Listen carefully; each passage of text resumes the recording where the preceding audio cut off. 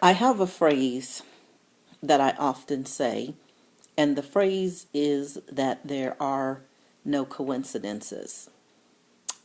As you know, we just recently got through the Republican National Convention as well the Democratic National Convention, which was held in Philadelphia, Pennsylvania.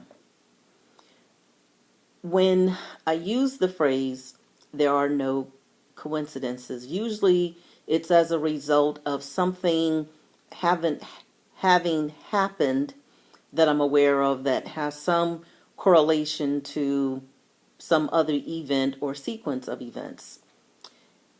What I mean by that phrase at this time is that at the Democratic National Convention, which was held in Philadelphia, which, as we know, is where the Declaration of Independence was signed on July 4th, 1776, and where the U.S. Constitution Bill of Rights was promulgated. We had an event which, perhaps taken at face value, may not have any import, but when looked at in the totality of the historical perspective, perhaps it does. What I mean by that is where the conventions are held is decided far in advance of when the convention is actually held. Is it a coincidence or not that Hillary Rodham Clinton, the first female of any party in the United States, indeed should receive the nomination to become the President of the United States in Philadelphia? Again, as I said, Philadelphia essentially is the birthplace of the United States of America. In her acceptance speech, as well, other speakers who spoke on the stage during the 4-day convention, they referenced various parts of the U.S. Constitution and or the Declaration of Independence. It just so happens that having grown up in Philadelphia, indeed I have been to Independence Mall, the Betsy Ross House, as well the building where the Liberty Bell is currently housed. I also have a parchment copy of the U.S. Constitution, the Bill of Rights, and the Declaration of Independence that I believe some years ago, perhaps on the bicentennial, I was able to get a copy of it. As well, I have my handy-dandy pocket U.S. Constitution, which you're seeing it reversed, but it says the Constitution of the United States. So I thought it would be informative to read a part of the Declaration of Independence. So it says, Action of Second Continental Congress, July 4th, 1776. When in the course of human events it becomes necessary for one people to dissolve the political bands which have connected them with another, and to assume among the powers of the earth the separate and equal station to which the laws of nature and of nature's God entitle them, a decent respect to the opinions of mankind requires that they should declare the causes which impelled them to the separation. We hold these truths to be self-evident, that all men are created equal, that they are endowed by their Creator with certain unalienable rights, that among these are life, liberty, and the pursuit of happiness.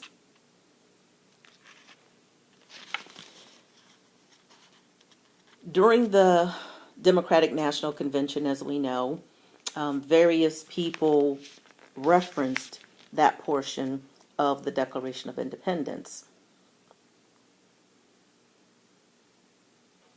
I think it's important for us to remember that the United States of America was founded as a result of a group of individuals who fled religious persecution in England. They landed at Plymouth Rock in Massachusetts, and they decided that they no longer wanted to be under the rule of the King of England at that time. So essentially,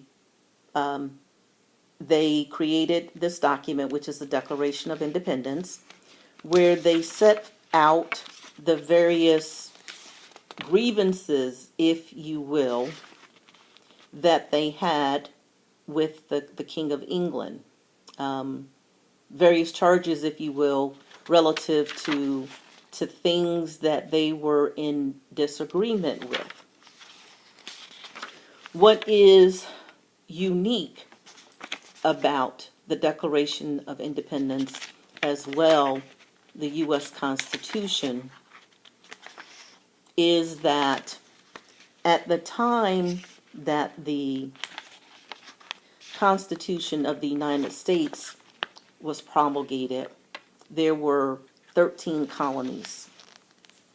If you can imagine, 13 men representing the 13 colonies gathered at Independence Mall in Philadelphia for the purpose of drafting the Constitution, a document which essentially we've lived with for approximately 240 years.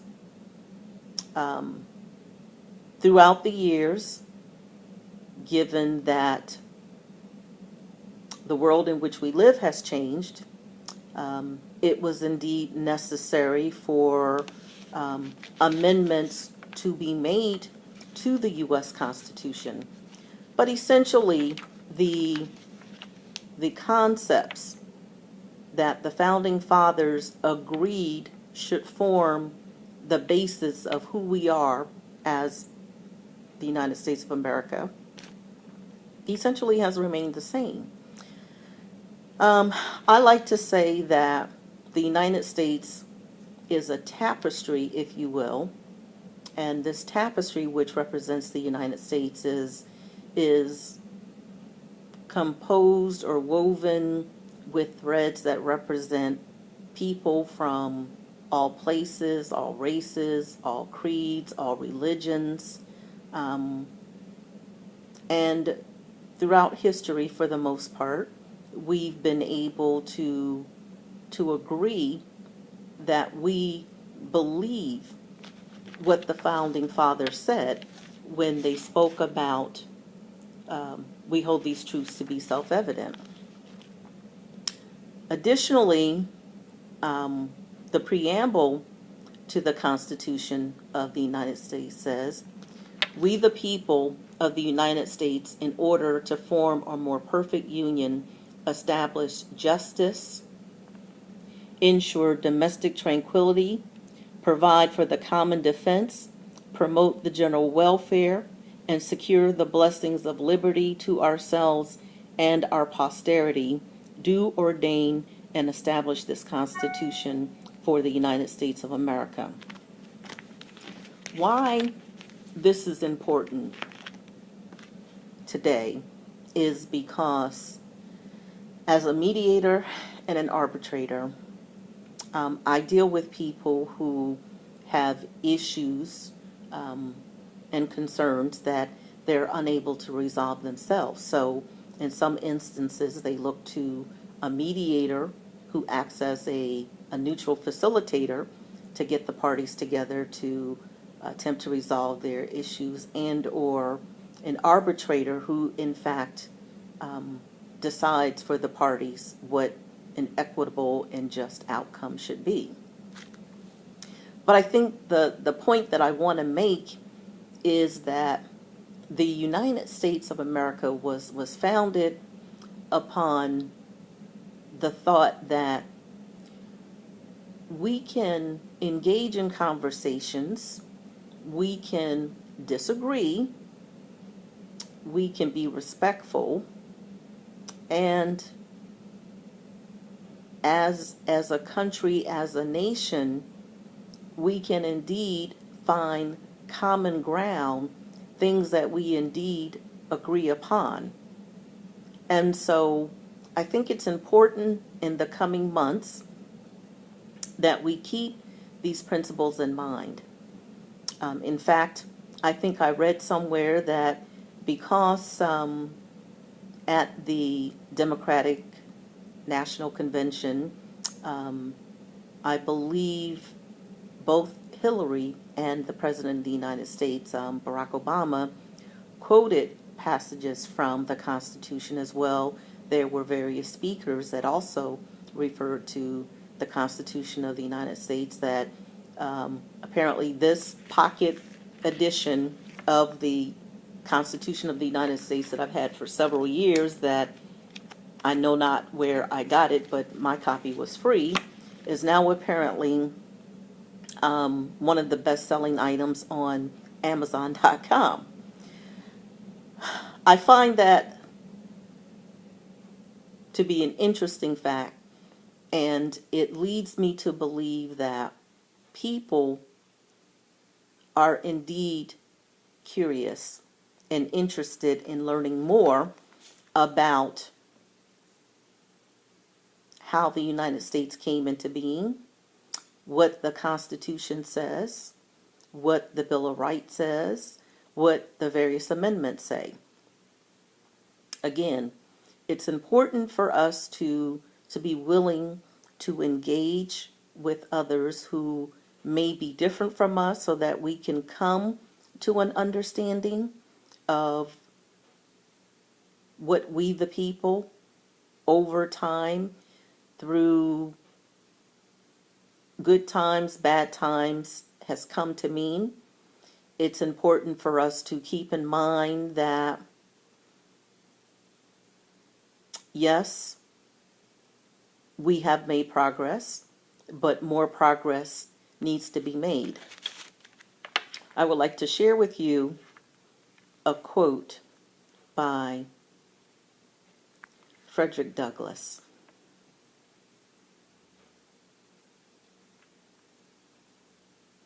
And the quote is, "Without struggle, there is no progress."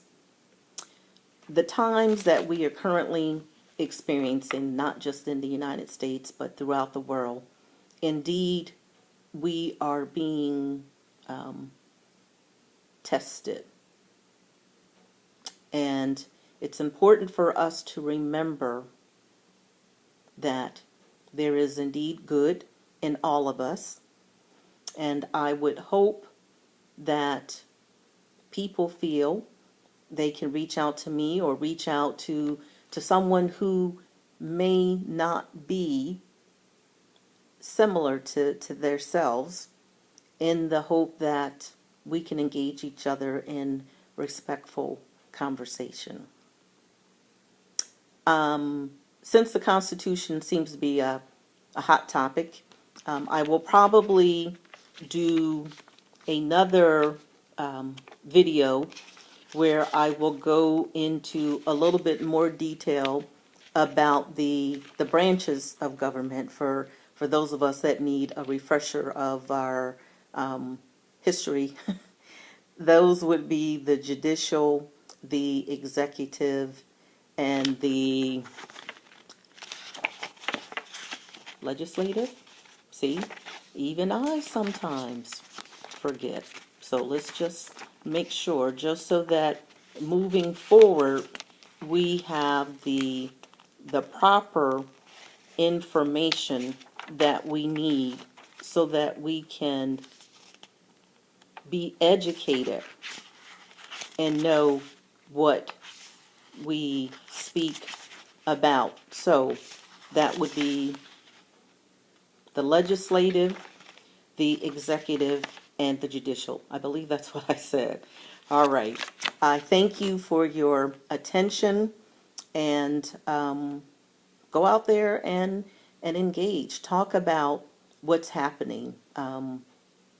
As I say, exercise the muscle between our ears, namely our brains. That's the only way we'll be able to make sense of what's happening during this political season. And thank you.